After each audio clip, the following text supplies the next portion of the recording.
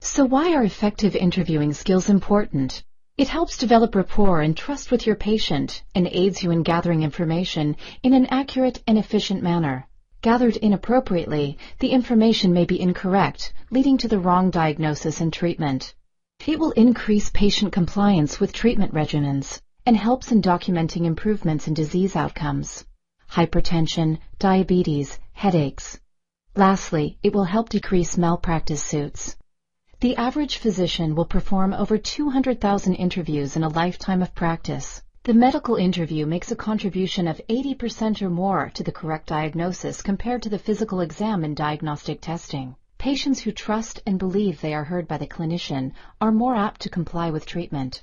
Non-compliance with long-term medication regimens and lifestyle changes is 50%.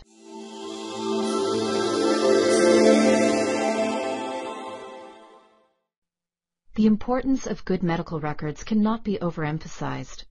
Records should be clear, organized, complete, legible, and timely facilitate continuity of care among members of the healthcare team. Good medical records minimize the risk of medical errors, offer protection from litigation, support hospital accreditation, and maximize reimbursement.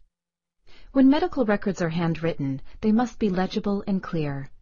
Only approved abbreviations should be used.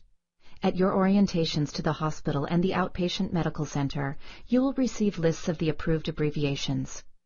These will become more natural to you as you use them through your residency training. With the electronic medical records, the physician must become adept at utilizing the system appropriately. Again, you will receive specific training at your hospital and office in their electronic health records. It will be wise to become facile with these systems as soon as possible.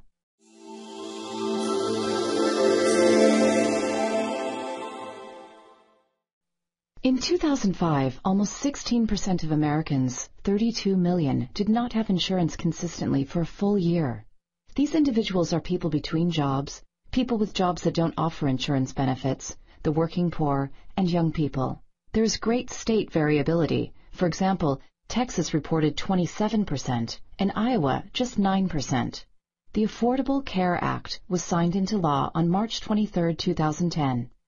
The law contains various reforms to the insurance industry. The goal is to make healthcare more affordable and to expand coverage. Many of the reforms will take a few years to be implemented.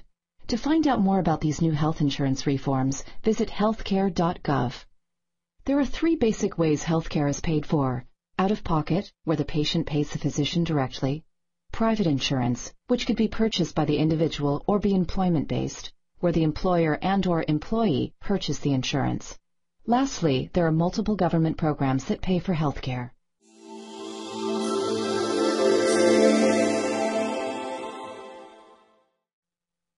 Medical knowledge evaluates residents' investigatory and analytical thinking, and also shows how residents apply and know basic clinical supported knowledge.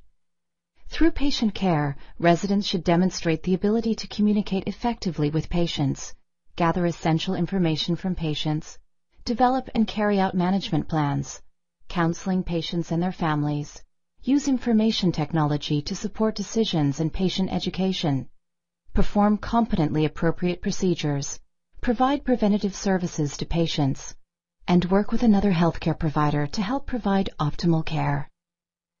Practice-based learning and improvement means the resident should demonstrate analytical practice, analysis of practice experience, and perform practice-based improvement activities. Obtain and use information about their own population of patients and the larger population. Locate, appraise, and assimilate evidence from scientific studies that are related to their patients' healthcare problems. Apply knowledge of study designs and statistical methods to appraise the clinical studies. Use information technology to manage information and support their own education. Facilitate the learning of students and other healthcare professionals.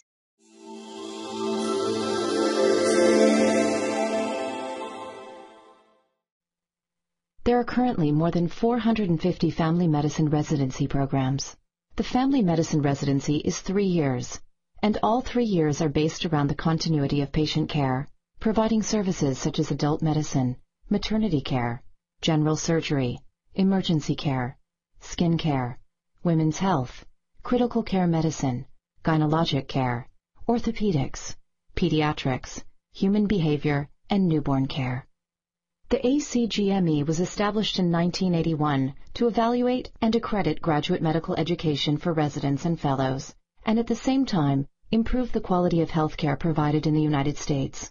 The ACGME establishes policies for graduate medical education institutions.